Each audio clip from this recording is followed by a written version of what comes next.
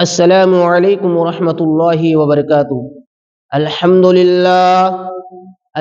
لله نحمده ونستعينه ونستغفره ونؤمن به ونتوكل عليه ونعوذ بالله من شرور أنفسنا ومن سيئات أعمالنا.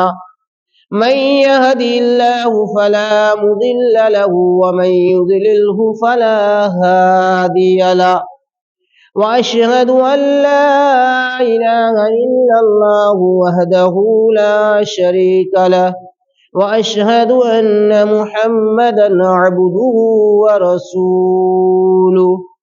أما بعد فأعوذ بالله من الشيطان الرجيم. بسم الله الرحمن الرحيم. واعبدوا الله ولا تشركوا به شيئا وبالوالدين إحسانا. সমস্ত প্রশংসা আল্লাহ রাব্বুল আলামিনের জন্য, যিনি আমাদেরকে এই পৃথিবীর বুকে আল্লাহ রাব্বুল আলামিন যে উদ্দেশ্য নিয়ে আমাদেরকে এই পৃথিবীর বুকে আল্লাহ রাব্বুল আলামিন সৃষ্টি করেছেন, সেটি হচ্ছে 30 পারা কোরআন এবং জনাবি মুহাম্মদুর রাসূলুল্লাহ সাল্লাল্লাহু আলাইহি ওয়াসাল্লামের হাদিস উপর আমল করার জন্য। আজকে আমি আপনাদের সামনে কোরআনুল মাজিদ থেকে সূরা নিসার 36 নম্বর আয়াত, এবং আজকে আমি আপনাদের সামনে যে বিষয়টি আলোচনা করব সেই বিষয়টি হচ্ছে পিতা মাতার হক। আমরা সবাই জানি যে পৃথিবীর মধ্যে আমরা যতটি আদম আলাইহিস সালামের আওলাদ জন্ম নিয়েছি, বা আল্লাহ রাব্বুল আলামিন আমাদেরকে এই পৃথিবীর বুকে আসার একটা সুযোগ করে দিয়েছেন, সেটি হচ্ছে আমাদের মা এবং বাবার দ্বারা দিয়ে আমরা আজ পৃথিবীর বুকে আমরা বাস করছি। আমরা সবাই জানি আমাদের সবার মা বাবা আছে, কিন্তু মা বাবার কিভাবে আমরা সেবা করব, মা বাবার খিদমত কি, মা বাবার খিদমত করতে গেলে সেবা করলে কি ফজিলত কি নেকি রয়েছে, আমি আপনাদের সামনে আজকে মূল্যবান কোরআন এবং হাদিস থেকে আলোচনা করার চেষ্টা করব ইনশাআল্লাহ। আপনাদের কাছে আমার অনুরোধ, আপনারা আজকের বক্তব্যটি মনোযোগ দিয়ে ধ্যান দিয়ে শুনবেন এবং শোনার পরে দিল থেকে অন্তর থেকে আমল করার চেষ্টা করবেন। ইনশাআল্লাহ এর ফলাফল কিয়ামতের দিন, হিসাব ও কিতাবের দিনে এর ফলাফল নিজেই বুঝতে পারবেন আমি এই পৃথিবীর বুকে কষ্ট করার ফলাফল কি। তো আল্লাহ রাব্বুল আলামিন কোরআনুল মাজিদের মধ্যে বলেছেন, ওয়াবুদুল্লাহ ওয়ালা তুশরিকু বিহি শাইআন ওয়া বিল ওয়ালিদাইনি ইহসানা। ওয়াবুদুল্লাহ, আল্লাহর ইবাদত করো, ওয়ালা তুশরিকু বিহি শাইআ, এবং আল্লাহর সঙ্গে তোমরা কাউকে তোমরা শরীক করিও না, তোমরা কাউকে আল্লাহর সঙ্গে তোমরা কাউকে জড়িত বানায়ো না। ওয়া বিল ওয়ালিদাইনি ইহসানা, এবং পিতা মাতাকে তোমরা যদি যুবক অবস্থায় পেয়ে থাকো, তোমরা যদি বুড়ো অবস্থায় পেয়ে থাকো, তোমরা যদি বয়স্ক অবস্থায় যদি তোমরা নিজের মা বাবাকে যদি জীবিত অবস্থায় পেয়ে থাকো, তাহলে তোমরা কি করো, তোমরা নিজের মা বাবার সেবা করো, খিদমত করো। আল্লাহ রাব্বুল আলামিন এই আয়াতের মধ্যে আল্লাহ রাব্বুল আলামিন তিনটি খুব গুরুত্বপূর্ণ কথা বলেছেন। তিনটি কথা কি?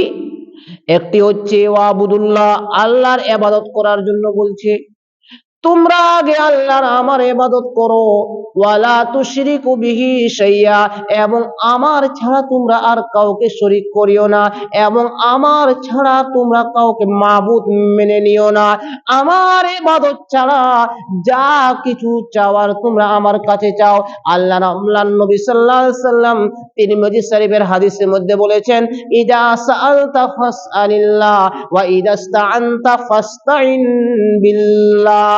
কোন বান্দা যদি আমাকে যখন কোন চাওয়ার জন্য প্রশ্ন করে, আমাকে চাই, এ আল্লাহ আমার গুনাহ হয়ে গেছে, আমার বাড়িতে বরকত হয় না, আমার অনেক বাড়িতে অসুখ বিসুখ লেগে আছে, আল্লাহ আমার উদ্ধার হয় না, আমি খুব কষ্টের মধ্যে আছি, যখন আল্লাহকে বলে যা সাআলতা ফাসআলিল্লাহ, তখন আল্লাহ রাব্বুল আলামিন উত্তরে বলে ওয়া ইদাস্তাআন ফাস্তাইন বিল্লাহ। ওই বান্দার আওয়াজ, ওই বান্দার মুখের আওয়াজ আল্লাহ রাব্বুল আলামিন সঙ্গে সঙ্গে শুনে কবুল করে নেয়। দেখেন আল্লাহ রাব্বুল আলামিন যে বান্দার গুনাহ হয়ে যাওয়ার পরে আল্লাহর কাছে যদি ক্ষমা চাই, আল্লাহ রাব্বুল আলামিন ওর কথাকে শুনে এবং গুনাহ ক্ষমা করে দেয়। তো আল্লাহ রাব্বুল আলামিন এই আয়াতের মধ্যে আল্লাহ রাব্বুল আলামিন তিনটি কথা বললেন।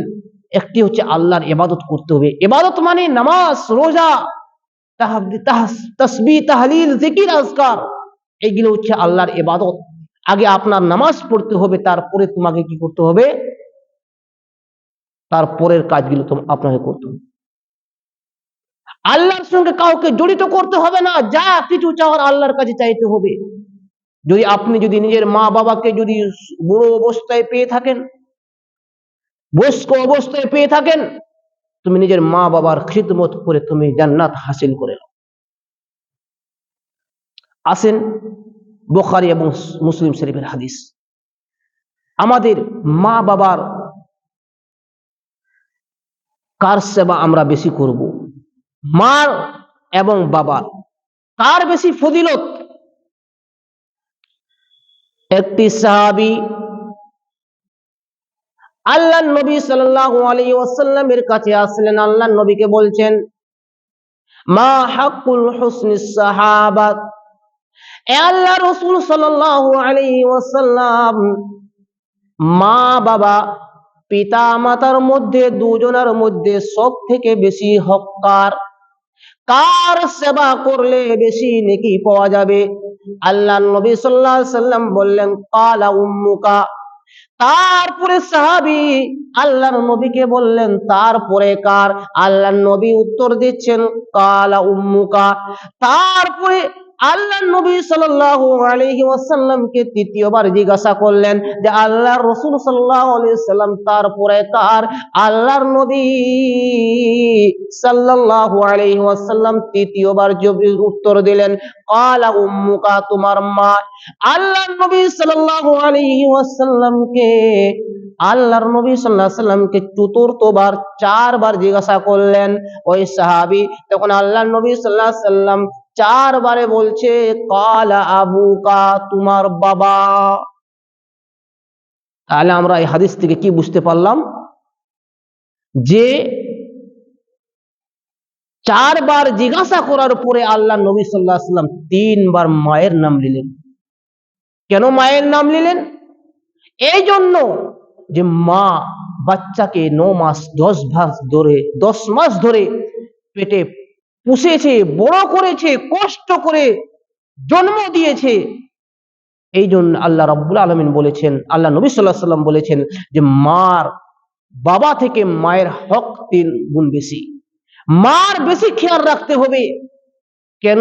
যে মা এমন একটি মা যে আমাকে কত কষ্ট করে ঠান্ডাতে গরমে বিছানাতে পায়খানা করতাম, তখন কত কষ্ট করে আমাকে ধুয়ে দিত, পরিষ্কার করত, একটু ধুলাবালি লেগে গেলে পরিষ্কার করে দিত। ঠান্ডার দিনে কত যত্ন করে আমাদেরকে কাপড়ের মধ্যে ভরে রাখতো যেন আমাদের ঠান্ডা না লেগে যায়। গরমের দিনে আমরা এত ভাবে আমাদেরকে পালন করেছে, পুষেছে যে আমাদের কোনো রকমের কোনো কষ্ট হতে দেয়নি। এই জন্য আল্লাহ নবী সাল্লাল্লাহু আলাইহি ওয়াসাল্লাম বলেছেন যে মায়ের হক বেশি। আসেন আরেকটি হাদিস আমি আপনাদের সামনে তুলে ধরব। এই হাদিসটি খুব গুরুত্বপূর্ণ হাদিস। এই হাদিসটি আল্লাহ নবী সাল্লাল্লাহু আলাইহি ওয়াসাল্লাম তিনটি কথা বলেছেন। সহিহ বুখারী এবং মুসলিম শরীফের হাদিস।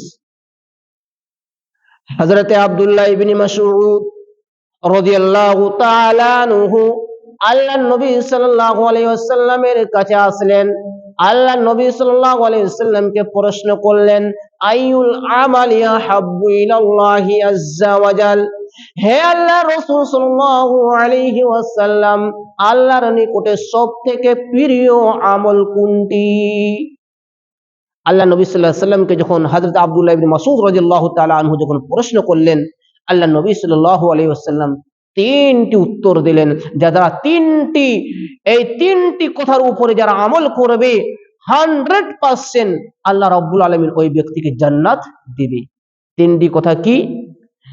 হযরত আব্দুল্লাহ ইবনে মাসউদ রাদিয়াল্লাহু তাআলা আনহু যখন প্রশ্ন করলেন, আল্লাহর নবী সাল্লাল্লাহু আলাইহি ওয়াসাল্লাম এক নম্বরে উত্তর দিলেন,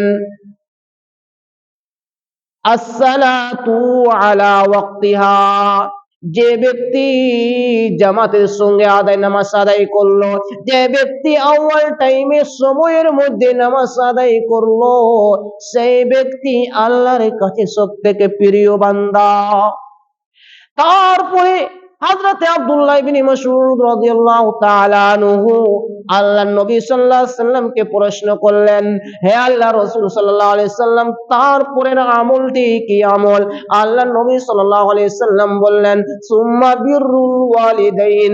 যার মা বাবা পিতা মাতা যদি জীবিত অবস্থায় থাকে, জিন্দা অবস্থায় থাকে, আপনি যদি জিন্দা অবস্থায়, জীবিত অবস্থায় যদি তুমি নিজের মা বাবাকে যদি পেয়ে থাকো, তাহলে তুমি ওদের খিদমত করো, ওদের সেবা করে তুমি জান্নাতবাসী হয়ে যাও।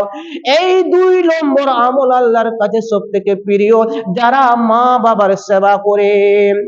তারপরে হযরত আব্দুল্লাহ ইবনে মাসউদ রাদিয়াল্লাহু তাআলা আনহু আল্লাহর নবী সাল্লাল্লাহু আলাইহি সাল্লামকে প্রশ্ন করলেন 3 বার।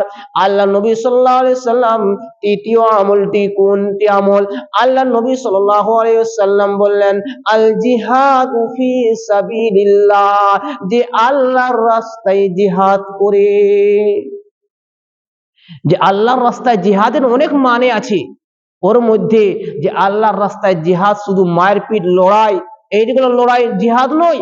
জিহাদের মানে হচ্ছে একটা মানুষ যদি খারাপ পথে চলছে, খারাপ রাস্তাতে চলাফেরা করছে, ইসলামকে বুঝেনি, তাকে ইসলাম শিখিয়ে দাও। যারা কোরআন পড়তে জানে না, তাদেরকে কোরআন শিখিয়ে দাও। যারা হাদিস জানে না, ভুল ভাল চলাফেরা করছে, তাদেরকে তুমি সঠিক রাস্তাতে নিয়ে আসো। যারা মদ পান করছে, যারা জুয়া খেলছে, যারা সুদের রাস্তাতে আছে, তাদেরকে তুমি সঠিক জিনিসটা বুঝিয়ে কোরআন এবং হাদিস দ্বারা দিয়ে বুঝিয়ে তাকে তুমি কোরআন এবং হাদিসের উপর আমল করার চেষ্টা করে দাও, সুযোগ করে দাও। এটাই হচ্ছে জিহাদ। তো মানুষ যদি খারাপ রাস্তাতে থাকে, তাকে সঠিক রাস্তাতে দাওয়াত দেওয়াটা, এটাই হচ্ছে সবথেকে মূল্য আল্লাহর কাছে জিহাদ। আজকে আমরা বুঝতে পারলাম যে কোরআন এবং হাদিস দ্বারা দিয়ে যে মা বাবার সেবা করা একান্ত দরকার। মা বাবাকে কষ্ট দেওয়া যাবে না, মা বাবাকে গালি দেওয়া যাবে না, মা বাবাকে ছোট বড় কথা বলা যাবে না, মা বাবার সামনে চিল্লিয়ে কথা বলা যাবে না। ইসলামে মানা করা হয়েছে। কিন্তু আজ আমরা মা বাবাকে এক প্লেট খাবার দিতে পারছি না। মা বাবা ঠান্ডাতে কি করছে না করছে, ঠান্ডাতে কত কষ্ট করে ঘুমাচ্ছে। আজ আমরা নিজের স্ত্রীকে নিয়ে, বাচ্চাকে নিয়ে আমরা ঘরের মধ্যে মোটা মোটা কম্বল এবং লেহাব গায়ে দিয়ে আমরা ঘুমাচ্ছি। আর আমাদের মা বাবা পিতা মাতা আজকে বাইরে বারান্দাতে ঘুমাচ্ছে একটা শুধু পাতর চাদর দিয়ে। আমাদেরকে খেয়াল রাখতে হবে যেন আমাদের মা বাবা যেন কোনো কষ্ট না হয়। তাহলে পরে আপনি মা বাবার দোয়া দিয়ে আপনি জান্নাতে যাবেন। আর যদি মা বাবা যদি আপনার উপর নারাজ থাকে, তাহলে পরে আপনি কোনোদিন জান্নাতে যাবেন না। আল্লাহ নবী সাল্লাল্লাহু আলাইহি সাল্লাম বলেছে, যারা মা বাবার সেবা করবে, তাদের পায়ের তলার নিচে জান্নাত রয়েছে। তাহলে আমি আজকে আপনাদেরকে অনেক কিছু বুঝাতে পারলাম। আল্লাহর কাছে আমি শেষে দোয়া করব যে আল্লাহ রাব্বুল আলামিন আমরা যেন মা বাবার সেবা করতে পারি এবং কোরআন এবং হাদিসকে মেনে চলতে পারি, তার তৌফিক দাও। আমিন। ওয়া আখিরু দাওয়ানা আলহামদুলিল্লাহি রাব্বিল আলামিন। আসসালামু আলাইকুম।